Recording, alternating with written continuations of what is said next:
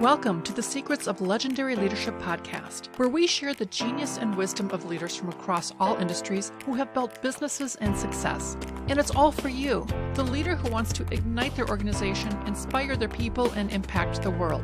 Our goal is to accelerate your leadership impact. I'm Barbara Wickman, and I want to personally welcome you and thank you for joining me today. After cutting my professional teeth in the Fortune 50s, I went on to develop and coach executives on how to perform at their best as leaders in high-growth international businesses. I then founded my own consulting firm where I continue to interview, coach, and develop exquisite success in leaders. In today's environment, where the gap between success and failure is getting wider, organizations need the best and brightest leaders. Listen in to hear the genius of successful leaders, the wisdom of experience, and decide which steps you need to take to accelerate your leadership impact. As I've gone through my experience working in corporate America and also interviewing leaders from around the globe, there is one thing that is clear. Customers matter. Customers are the cornerstone of why we do what we do in business. You may have 5 customers or 10 customers, 1,000 or hundreds of thousands of customers. But customer, that is who you're focused on, right? The customer. You can't be in business if you don't have someone at the other end. And we always have a customer service department, someone to service the customers when we have problems or issues. But what if we started calling it nurturing customer relationships? Because customer service never really seems to cut it, right? I mean, if we look at it as nurturing our customer relationships, how different is that than just customer service? I've had several experiences that I believe if you looked at it as nurturing your customers and not just customer service, it may be an entirely different experience. In other words, there's one that it drives me nuts, and it's happened so often. I was a customer of a large internet and cable service, and occasionally, as we all know, that service goes out. Well, after several hours, I really needed to get back online. I was working. So I called the customer service line and got connected to a gentleman. And after I explained my situation that I had no internet service, his response, and I kid you not, was for me to go onto their website and use the automated process to determine the cause and to create a solution for my problem. And I paused. I said, really? Did you just not hear me when I told you I have no internet service? He said, yes, I understand that. But if you go online to our website, you can go ahead and put in your problem and they'll do an automatic scan of your system and fix it for you. And my question was, well, how do I get on to your website? And he said, well, you just go on the internet and you look up www, and I won't say it. And I said, that's great, but I don't have internet service because your service is down. Silence. He said, I understand your problem, ma'am, but I really just need you to go online and go on the website. And I stopped and I said, look, I need to speak to a supervisor because you're not listening to me. Some of the times we get these large organizations and we give them scripts. And scripts are important to keep people on task. I get it. But a script was not going to help me solve my problem. The person was so interested in following the script that they were not listening to a word that I said. Well, it didn't take much time after that to get a supervisor on the phone. And I went through the same spiel, and they went through their same spiel. And I said, it's obviously you are not listening to me. I can't get on the internet to do all the things you're telling me to do. So who can I talk to that will take care of this for me? Just hold on 1 minute, ma'am. It didn't take long before they finally heard me and did their remote diagnostics and the remote solutions, and my internet was back up and running. But if we looked at that as nurturing the customer relationship instead of customer service and trying to get people through the line as quickly as possible, my experience would not have been quite so infuriating, and I might not have left the service. And I actually went to a service where when I call the customer service line, they listen. They have a reputation for listening because they want to develop a positive relationship. I hope you're enjoying this podcast. As founder and CEO of Barbara Wickman, The Genius of Wisdom, I invite you to connect with me at info@barbarawickman.com if you are looking to lead a life filled with inspiration and impact. And it's not just the big companies, right? It's small companies too. We were kind of in the middle of the pandemic last year, and as I'm walking in the local bank, they have masks, they have gloves, and they have the antibacterial gel. But as I look in the window, I see 3 of the individuals standing around talking, leaning on the tables with their masks pulled down around their neck. As soon as they saw me walk in, they stood up straight, pulled their masks up.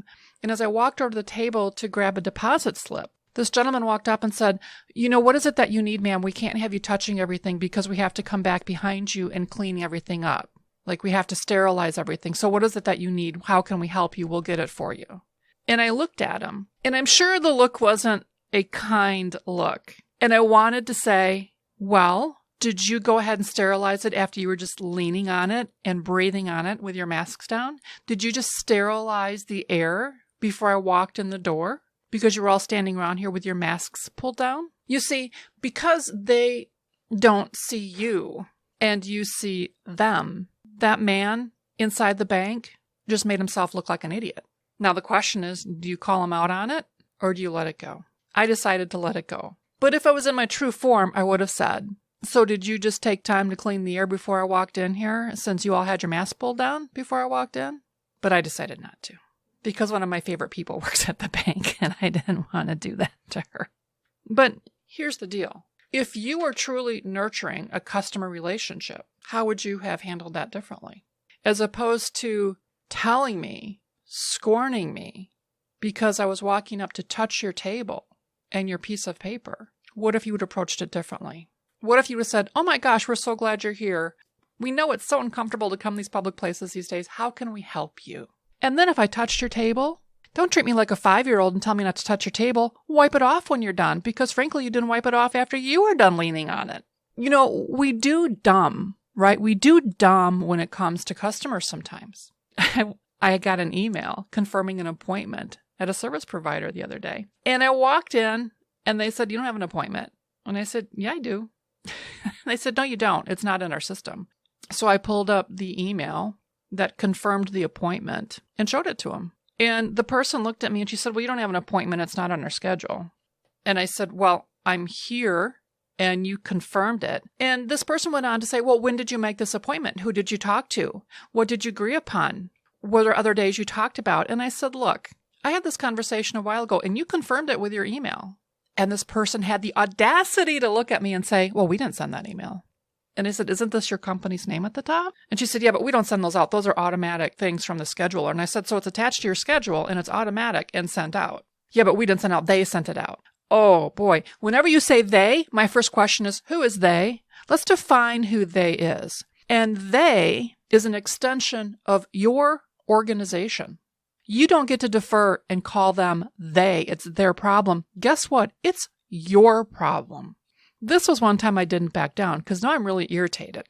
As the owner of the business walked up, they said, it sounds like there's something going on. How may I help you?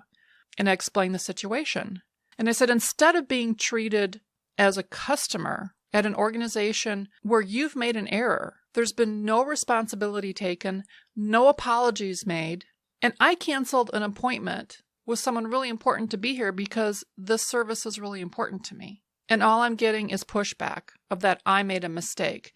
And this woman said, well, they must have canceled the appointment and you didn't see it. And I said, no, you don't get to do that. I pulled up all of my emails from your organization. They're all here. I've only been working with you for 2 months. I haven't deleted things.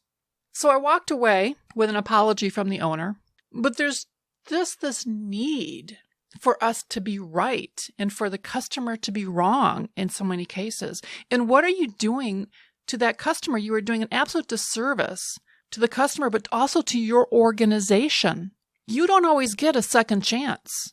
You don't always get a second chance to nurture that relationship. Eventually, throughout the conversation, to the woman who was being so challenging, I said, do you want me to go to another service provider? Is that what you're telling me? And you're just afraid to tell me? Is that why you're asking me all these questions? And she looked at me and she goes, well, yes. And I said, yes, you want me to go to another service provider. And I started to walk out. The other woman sitting there said, oh, no, that's not what she meant. And I said, then you need to think about what you're saying. Because at that point, she wasn't listening. The person who was challenging me was in such a mode of defense, of defending the fact that she was right. She couldn't even hear what I was saying. Look, if you have an organization, you have a responsibility to make sure everyone in your organization nurtures your customers. Yes, there are times when customers are wrong. I get it. But you still need to nurture the relationship. But when I showed up for that appointment and it wasn't on their calendar, I was not wrong. Yes, something happened. Yes, someone probably canceled it on there and they didn't send me the update and they put someone else in there. For whatever reason, I don't know. But say, oh my gosh, I am so sorry that you came all the way down here for an appointment, which obviously we sent you the notification and something happened. We have never had this happen before, and I assure you it will never happen again. But that's not what was said to me, not until the end. If you own a business, make sure everyone nurtures your customers. The landscape is hyper-competitive. You don't get a lot of chances. It's all up to you. Thank you for joining, and today I hope you were inspired to take at least one step forward to accelerate your leadership impact. If you enjoyed the secrets of legendary leadership, please comment, like, share, and of course subscribe so you can receive notifications of all of the latest episodes. If you are looking to ignite your organization, inspire your people, and accelerate your impact, connect with me at barbara@barbarawickman.com. I'm Barbara Wickman, and I am a leadership visionary, author, professional speaker, and organization savant, providing leadership and organizational development and discovery services. And remember, the best way to inspire others is to be inspiring yourself.